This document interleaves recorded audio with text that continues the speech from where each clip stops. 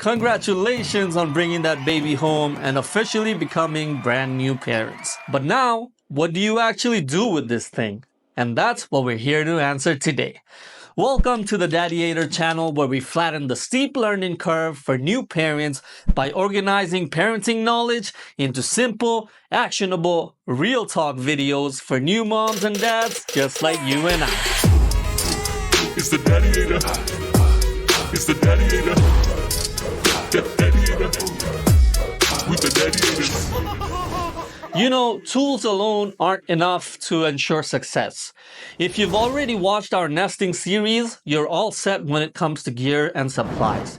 If you haven't, go check those videos out so you know you have the right tools on hand.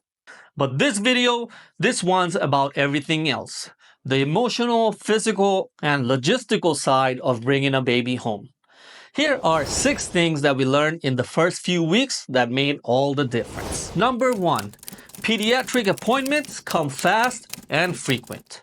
You can expect visits on day 1, day 2, sometimes between day 3 and 5, sometimes in the second week.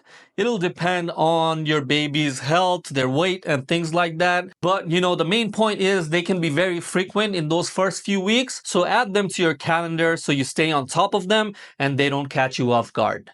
In fact, time will feel like a blur. So, set reminders for everything and get that stuff off your brain and into a calendar. To add to your list of reminders for pediatric appointments, you can add things like feeding times, diaper changes, sleep times, some medications that you're giving the baby. One app that we use is Nara Baby, which is pretty good for a lot of that baby tracking stuff. But create a shared digital calendar as well with your partner. It can reduce confusion, lower decision fatigue, and keep you both in sync and on time to the doctor's appointments.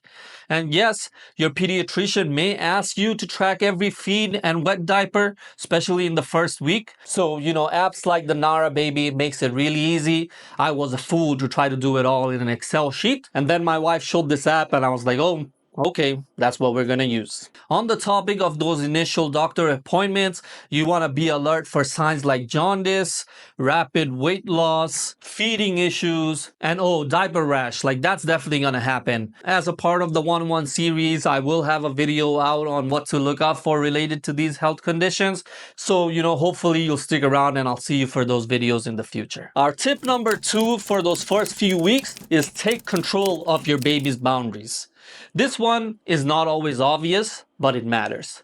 Some of us can be naturally protective. Others need to be reminded that you are your baby's only line of defense in those early days, and you probably know better than other folks on what is good for your baby. That might mean, asking that grandparent with a cold to not come see the baby right away, delaying other family meet and greets even though they're anxious to see the baby. When someone's at your house, asking them to wash their hands or take off their shoes. Telling them politely but firmly is okay. And you can also tell them that please do not kiss the baby. Your baby's immune system is still building, so you don't owe anyone access. You protect first, you can explain later or not explain at all. It is your baby, your show, own it, and you run it. Speaking of your own shows brings me to tip number 3. You have to prioritize parental mental health as well. Normalize the roller coaster. Tears, mood swings, postpartum blues, even intrusive thoughts, right? It can happen to both parents. Here's what has helped us. Use a safe word if one of you needs a break. This can be really useful in cases where you have like in-laws from both sides present, so you kind of need to have, a safe way of communicating even with everyone around. You also should check in daily with your partner. Just, 5 minutes of undistracted connection can work wonders, and see how you can help each other. You should also ask for help, but be specific, right? So, we had a family member that was helping us by cooking every day, which was great, but, we realized that what we needed more was someone to watch the baby for 2 hours in the morning so we can catch up on sleep. The value of that outweighed the value of the food by a mile. So we told the family member that, hey, instead of cooking, why don't you do this for us? and they were more than happy to help once they knew what we needed. So these type of things you have to figure out, and you have to communicate, and you have to delegate the highest value activities to your family members.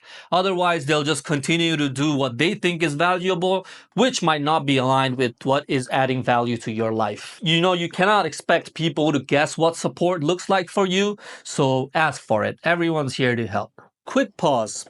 If you're finding this video helpful, let me know in the comments. Seriously, drop a line.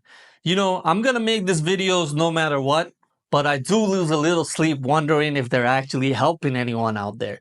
And if they are, like, comment, and subscribe so we can reach more parents just like you. Speaking of losing sleep, let's talk about that. Number 4 is sleep deprivation. This will hit hard, but you can manage it smartly, and here's what worked for us. So Maisha and I had a plan. We rotated night duty every 2 days. That way, neither of us was in permanent zombie mode. In the off nights, the partner would go sleep in a different room if needed, because uninterrupted, restful sleep was the key. And let me tell you, those 2 nights off felt like winning the lottery. And it recharged us so we were ready for our on rotation in another 2 days. Now, if your baby is formula feeding, then dads, there's no excuses. You can do night duties equally well. If breastfeeding, you can still take that shift if the milk has been pumped ahead of time. So, I hear some dads copping out about how the moms need to wake up to breastfeed the baby at night while they're sleeping. But, there are workarounds for it. I think the mom has to decide if it's worth their time to pump during the day and have enough milk so the dad can take over that night shift feeding. Or in some cases, the mom might be like, no, pumping is too much work. I'll just feed the baby at night myself. So, talk to your partner, figure that out. The good thing of having this on and off schedule is, you never have to argue over who's more tired, and especially in the middle of the night. So, just having a system that you can stick to helps a lot. And it also makes it predictable in like which days you're going to get good sleep and which days you're not. And you can plan your day around that as well. Number 5 here is be okay with the transition. Lower your expectations like way down. The house is messy, that's fine. The laundry's piled up, it can wait. The dishwasher's getting piled up, that can wait as well, as long as the bottles for the baby is washed. You used to work 60 hours a week, maybe you can't anymore, and that's okay. You got a newborn, that's a whole another job now. So dads, if you've never ever loaded a dishwasher before, there's no time like now. You're a new parent and a new man, so let's rediscover ourselves and both show up at 150% for the family and the baby. The good thing about this heavy sleep deprivation period is that it's all temporary. These beautiful, chaotic, exhausting, unforgettable weeks, they will eventually pass. So, hang in there. You're doing great. Tip number 6 is make sure you bond with your baby. Now, you don't get this time back, so, soak it all up. It's easy to get so busy putting out fires that you're not thinking of being in the moment and enjoying it. So, easy to go from a diaper change to feeding the baby to putting them to sleep and then doing it all over again. But, be mindful and be present when you can. You can do skin to skin with the baby, which is very powerful. Our baby would instantly calm down by just lying on my wife's chest. You can talk, sing, and read aloud to the baby. And yep, they're going to look clueless. They won't understand any of it, but I'm pretty sure they will feel it. Also, take photos and videos. Those tiny hands, those sleepy eyes, you'll blink and there'll be a toddler screaming at your face. So be mindful and enjoy the journey. That's it for this one. Let me know in the comments what helped you get through those early weeks. And for the parents that are incoming, what are you worried about the most? Let's help each other down there.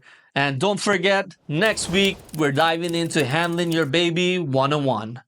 Neck support, lap hold, cradle hold, chair hold, lots of holds. You get the idea. So subscribe and hit that notification bell, and I'll catch you in a week. Until then, moms keep slaying, dads keep daddy-ating. I'll see you next week. With the Dadiator.